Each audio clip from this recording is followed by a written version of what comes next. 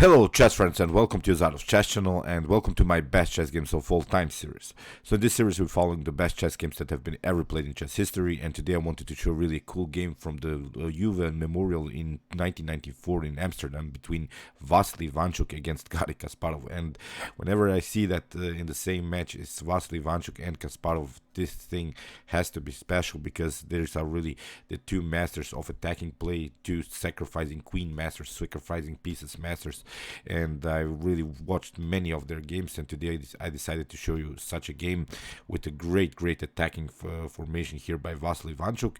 And in one particular moment a strange thing will happen. I'm not revealing anything, but it's something that we can discuss. Maybe you can discuss it in the comments below. You can maybe tell your thoughts about this particular moment. I'll show you what's all about, of course, in the continuation of the video. So before we start to analyze the game, I wanted to also first, like usual, show you the best comment of the couple of days ago. Here we have by David Schneider. There are three kinds of people: those who can count and those who can't. So it's really a funny quote. I really liked that comment, so I decided to show it. So let's jump to the game. We have here with the white pieces Vassily Ivanchuck. He played the move e4 and Garry responded with the move c5. Knight to f3, d6, d4, c takes d4, knight takes d4. Still common theory. This is the most flexible of Sicilians. Still many openings can happen here, like the Najdorf Variation system, drawing Sicilian, and many more. So here knight to f6 was played by Kasparov, knight to c3 by Ivanchuck, and a6. So far Kasparov decides to go into a Najdorf system with some preparations, maybe to even play the move e5 immediately. Here Vassily Ivanchuck played a very aggressive move already. It's really an open Sicilian style. f4, challenging immediately black here, because in some occasions we could of course push the pawn here on e5, crack the position of the knight, somehow deflect it, maybe get use of our light square bishop. If for instance this light square bishop comes here, then to open the position for the light square bishop. So here in the game, queen to c7 was played by Kasparov, a little bit supporting here this e5 square, a little bit more with the queen. It seems maybe that queen to b6 is a powerful move, because you cannot protect the knight with the bishop, because your b2 pawn is hanging. But I think here the move knight to b3 solves all of the problems in white's position, and then after that we could try maybe something like queen to f3, bishop to e3, simply healthy developing moves, and even queenside castling here from white's perspective. So I think white still has a fast development here, so that's why queen to c7 so far so good. So nothing special played so far in the game. Queen to f3 was played, and g6 played by Kasparov, playing sort of a fianchetto style. If you try maybe the move bishop to g4 immediately, it doesn't bring you so much, because we have simply here queen to f2. We can play in the next move bishop to e3, and then maybe h3, again kick away the bishop, and here expand on the king side with some pawn storm possibilities. So here for instance see potential knight to c6 move, which seems like an aggressive move and which challenges the knight on d4. But now f5 is really also dangerous. We can even trap the bishop with the move h3 and then followed with g4. So that's why here Garry played a more flexible way. He played the move g6 and now bishop to e3. After bishop to g7 we have h3, which is now Ivanchuck's preparation to finally castle queenside, because the immediate threat of course is, if of course you castle, then bishop to g4 has some kind of a plan, because then you could take maybe the rook here on d1. So in the game e5 played by Garry Kasparov, which breaks a little bit the common rules in chess. You shouldn't basically open the center with the king in the center without castling. You shouldn't push pawns. You shouldn't open the center. And although it's not such a huge mistake, because still white has to react, this game becomes now from this particular point really dynamic. And of course Vassily Ivanchuck, like Garry Kasparov, also likes this dynamic position. So now we will have really a tactical battle between the two of them. So here f takes e5 was played, d takes e5, and here I think Ivanchuck surprised a little bit Kasparov with the move bishop to h6. After bishop to h6, we have queen takes f6, and now the rook is hanging. You have to do something, and here castling, played by Garry Kasparov, and now knight to d5. And what happened here? I'm not sure if this was really planned by Garry Kasparov. You see how dangerous it was to stay with the king in the center.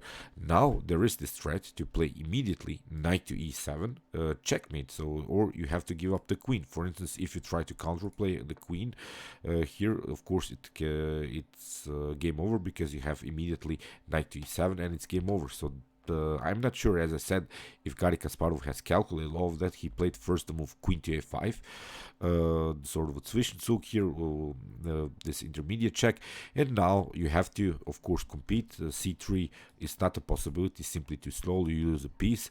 Here, Vassily Ivanchuck here played simply b4, counter-attacking, and now Garry Kasparov has basically only one choice to make something out of this game in order to maybe make a draw here. He has to play the move bishop to g7. This bishop to g7 leads now into a simplified line after potential b takes a5 and bishop to f6. Knight takes f6 can be played, and seems now that Kasparov has maybe lost a piece here. But after king to g7, okay, white could try maybe knight takes h7, but here after king takes h7, now knight to b3. And although white is a pawn up, still these are very weak pawns here. This pawn on c2 and a2 and a5, so still these pawns could be an object of black's attack. Here the knight can also try maybe knight to c6 and then maybe knight to d4 outpost. So this was the line that Garry Kasparov should have played, but instead of that he played the move queen to d8 here in this particular position. He didn't play this move bishop to g7, and as I said, I'm really not sure if this was his calculation to sack the queen. But here, of course, Ivanchuck played the move knight to e7, creating this very dangerous check, and you have to take out the knight. After queen takes e7, we have queen takes e7, and now e takes d4. And let's now evaluate the position. Okay, Garry Kasparov has the bishop and the knight for the queen.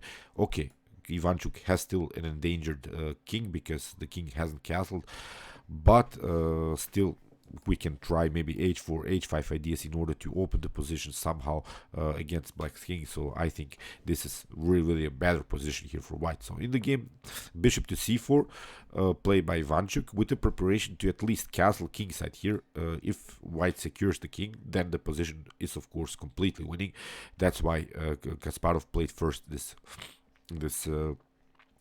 attack on the queen, and after queen to c5 we have bishop to e3, and now white cannot castle anymore because this bishop is covering the two dark squares here, and now white will continue the game with the king in the center. But still, if Ivanchuck plays this game very carefully, this will be, I think, winning game for white. So after rook to f1, we have knight to d8 with the preparation again to challenge somehow the queen, to kick away the queen, maybe with the move knight to e6.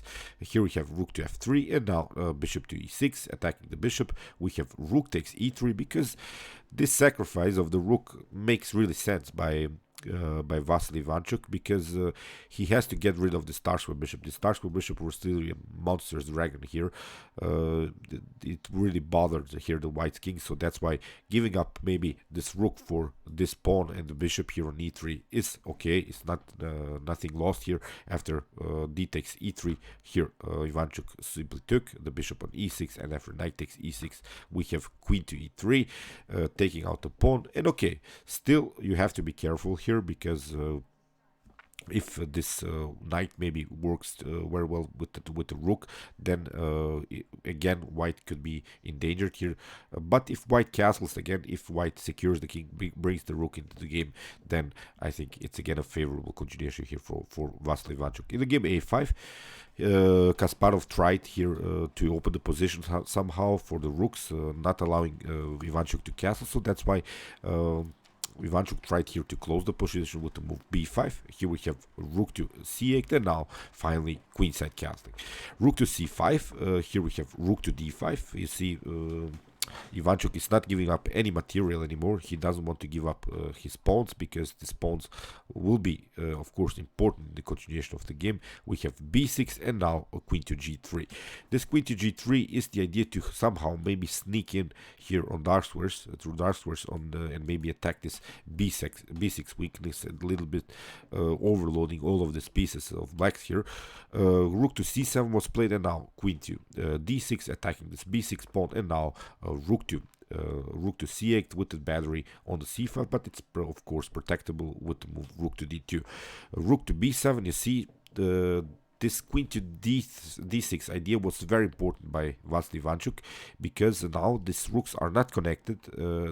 Of course, when you have these types of positions in which you maybe have the rook and the knight against the queen, you have to keep your pieces compact. You have to keep them glued together, sort of, and that's why here this queen to d6 idea is a very, very important attacking idea by Vassily Ivanchuck, deflecting a little bit this rook simply to the defense of this b6 pawn, and now the pieces are a little bit loose all over the board. So that's why here Vassily Ivanchuck uses the moment and plays the move g4, simply trying some h4 h5 ideas just to open the position, maybe get this rook on the g file, creating some dangerous checks, of course, if the position allows it on the g file, but you have to make some kind of a counterattack, and this idea of the move g4 is perfectly fine. So knight to c5, attacking the pawn, but now very important move, also a great attacking move by Ivanchuck, queen to f6. It seems now that the fork works, but it's not a problem, because you have rook to d8, first a check, and you have to take out the rook, queen takes d8, and after king to g7, here you lose a piece. You can of course protect maybe the knight here, but again you cannot protect everything. Here we have even possibilities to attack this pawn. So here even h4 h5, as I said, many attacking possibilities. We can also try here the pawn majority on the queen side. Here we can maybe create sort of a pass pawn situation. So as I said, I'm not seeing a clear way how black could win this. Here basically black can only hope for a draw in this particular position. So that's why after the move queen to f6, here h6 was played by Garry Kasparov, and now simply e5. Here rook to e8, h4. Again, this idea, of course, rook to e6 doesn't work, because there is always this annoying threat of this rook to d8 idea, and then even checkmate threats on h8. So that's why here after the move h4, king to h7 was played by Kasparov, a little bit hiding with the king, trying to get this position compact somehow. But here Ivanchuck simply tries to open the position, and here we have g5 passing through, not allowing the position to get open. But now rook to d6 with this very tricky attack against this h6 pawn. So that's why now rook to e6 had to be played, but now queen to d8, and basically this game is over for black, because if you take the rook on d6, then e takes d6 is perfectly fine. Here we have again a pass pawn, which is very important to create pass pawn situations. With the queen here, with the support of the queen, this could be very dangerous. So that's why here Garry Kasparov played simply king to g7, and now a3, simply sort of a waiting move, again trying to see what black will do in the continuation of the game. And here a4 was played, king to b2, rook to e7, and now here Vassily Ivanchuck simply took rook takes b6, and in this position Garry Kasparov even resigned.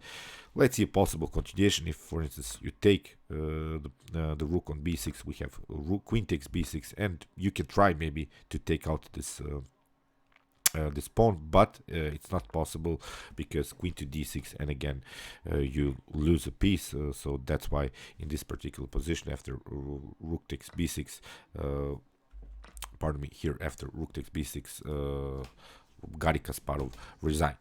So the funny thing about this tournament that was that Garry Kasparov, although he lost the game here against Vassily Ivanchuck, won the tournament. So it was a double round robin with Jan Timman and Nigel Short participating. So there were only 4 players playing in this very nice tournament. Garry Kasparov won it, but this was really a cool game, I think, between two legends, between Vassily Ivanchuck and Garry Kasparov, and I really enjoyed the game. As I said, I'm not sure if this was really a planned queen sacrifice by Garry Kasparov. Maybe he saw some tactical lines, maybe he overcalculated that, but I don't think that was a good line.